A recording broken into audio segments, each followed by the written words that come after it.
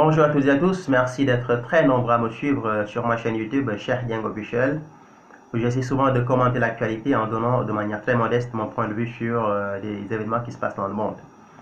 J'étais là il n'y a pas longtemps pour commenter l'affaire Medine, donc ce rappeur français qui doit se produire au Bataclan.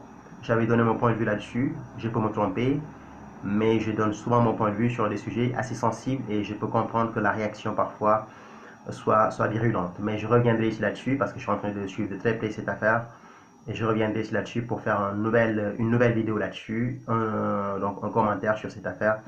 Essayer de, voilà, d'apporter toujours mon point de vue de manière modeste par rapport à des événements qui se passent dans le monde.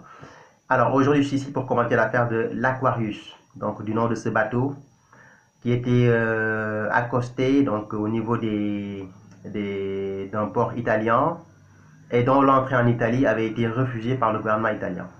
En Italie, il y a un gouvernement populiste qui refuse de recevoir des migrants sur son sol, qui est anti-immigration, anti-Union européenne, et qui avait dit non, ce bateau doit rester là où il est, ou doit retourner en Afrique, au Moyen-Orient. Nous, on ne peut plus recevoir des migrants dans notre pays. Alors, c'est une réaction qui avait créé une vague de... C'est une réaction donc, qui avait créé beaucoup de commentaires dans la classe politique française, européenne, etc. Et qu'est-ce qui se passe? Quelques heures plus tard, il y a un gouvernement espagnol dirigé par Pedro Sanchez, un gouvernement socialiste, qui est venu au pouvoir il n'y a pas longtemps, à la suite de la motion de censure donc, qui a coûté, qui a permis d'évincer le gouvernement du Parti populaire de Mariano Rajoy. L'Espagne est aujourd'hui dirigée par un gouvernement de gauche depuis bientôt 2 semaines.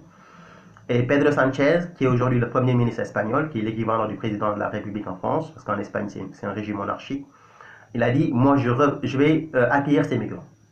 Les Italiens étaient très contents, le gouvernement italien, donc le premier ministre italien, Matteo Salvini, a jubilé, a dit, écoute, on a déjà une victoire extrêmement importante, décisive, parce que l'Espagne a décidé de prendre ces migrants-là. Donc les 630 migrants doivent venir à Valence et sont arrivés aujourd'hui à Valence en Espagne. L'Espagne leur a dit, vous êtes chez vous, et l'Espagne a promis de leur donner un titre de séjour de 45 jours. C'est ce que j'ai pu lire dans la presse espagnole ce matin. Donc l'affaire crée à nouveau une polémique. Donc les migrants sont arrivés en Espagne après avoir été interdits d'entrer en Italie. Et aujourd'hui, vous avez dans la classe politique française des hommes politiques qui réagissent par rapport à cette affaire-là. Aujourd'hui, il y a Christiane Taubira, ancienne ministre de la Justice française, ancienne garde des Sceaux, qui a fait un édito sur le journal du dimanche, et qui s'intitule « J'accuse ». Donc là, elle accuse clairement les autorités européennes d'avoir négligé cette crise des migrants, cette crise migratoire, et elle fustige également l'inaction des autorités européennes face à la situation qu'ont vécu les migrants qui étaient dans l'Aquarius, dans ce bateau, dont l'accès en Italie a été interdit par les autorités italiennes. Alors, ma réaction là-dessus, elle est très simple. L'Europe aujourd'hui a l'obligation morale de recevoir ces migrants. C'est comme ça que je vois les choses. L'Europe a l'obligation morale de recevoir ces migrants. Pendant plus de 20 ans, ou je peux même dire ces 10 dernières années pour être plus précis, tout ce que les Occidentaux ont fait, c'est quoi? C'est de créer des regime change. On va faire tomber des régimes. Qui a créé la guerre en Irak en 2003? Les États-Unis, la Grande-Bretagne. Qui a été à l'origine de la guerre de la Libye en 2012 et qui a fait tomber Kadhafi? La France. Qui est en train de déstabiliser la Syrie aujourd'hui? Les États-Unis, la Grande-Bretagne et la France. Récemment, ces 3 pays que je viens de noter ont mené des frappes contre le régime de Bachar el-Assad. En 2003, on nous a inventé des armes de destruction massive. C'est totalement faux. Tout le monde sait qu'il n'y a jamais eu d'armes de destruction massive en Irak. Et aujourd'hui, on est en train de déstabiliser la Syrie. Et en faisant tout cela, ces dernières années, en destituant, ou bien en détruisant ou en déstabilisant des régimes politiques au Moyen-Orient et en Afrique, on est en train de créer ou bien de pousser des milliers de personnes à l'exil.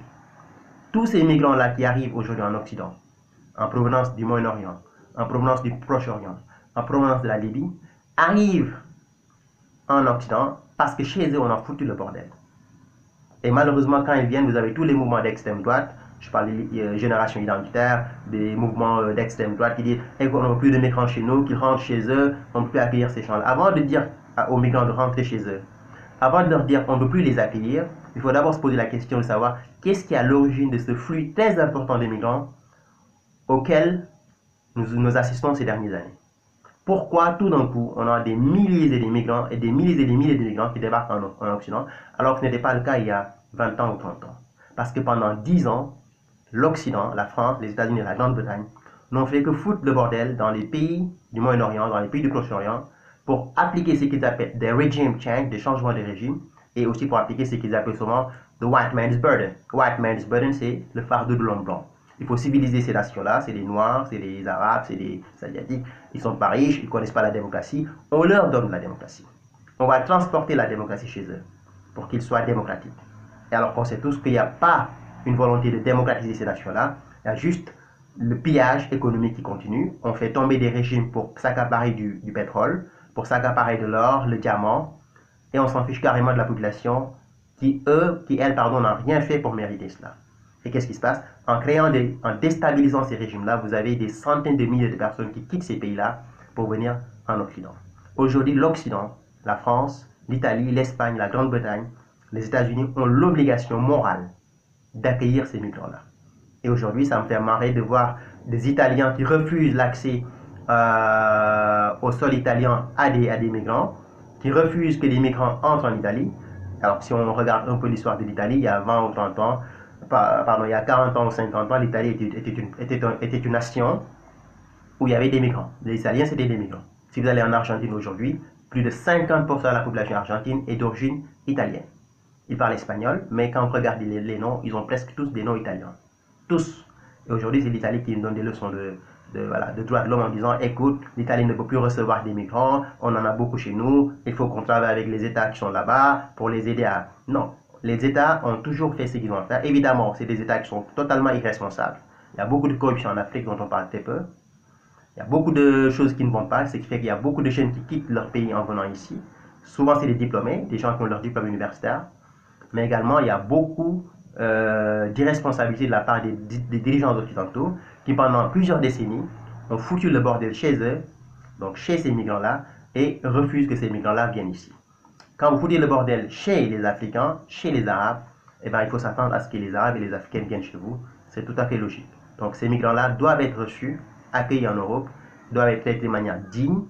Ils n'ont jamais rien fait pour mériter cela. On a foutu le bordel chez eux et maintenant il faut avoir le courage de les accueillir et de les traiter de manière digne.